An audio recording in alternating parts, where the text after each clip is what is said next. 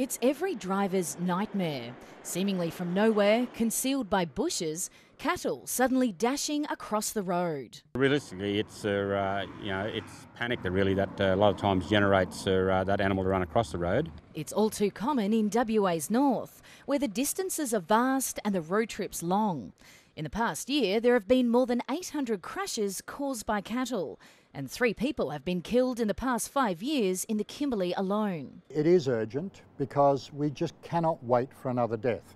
Pastoralists are responsible for keeping their stock fenced in, but it's a constant struggle to keep up with repairs for gaps that aren't only caused by animals. It's probably more to natural events, fires, floods, and of course your general public, leaving gates open and cutting fences to get access to areas. And they say they need more support. It should be a joint cost as far as the maintenance of that fence, not just all the onus put back onto the pastoralists. Main Roads is spending $12 million over 4 years on its cattle mitigation program. We identify a number of initiatives that we use to fund particularly hotspots or innovation programs like spear gates, one-way spear gates, which we are trialling in the Kimberleys at present.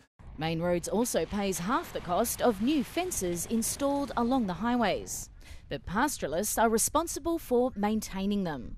Over the past decade, 20 default notices have been issued to pastoralists who fail to patch up their fences, but not one has resulted in a prosecution or a fine, and that's prompting questions about enforcement. The issue is being reviewed by a working group that reports to the Minister for Transport. That committee should report quickly, and let's get on with making sure the cattle are taken off those roads. Minister Dean Nalder declined to be interviewed, but in a written statement said WA is leading the nation when it comes to keeping stock off the roads. Erin Park, ABC News, Broome.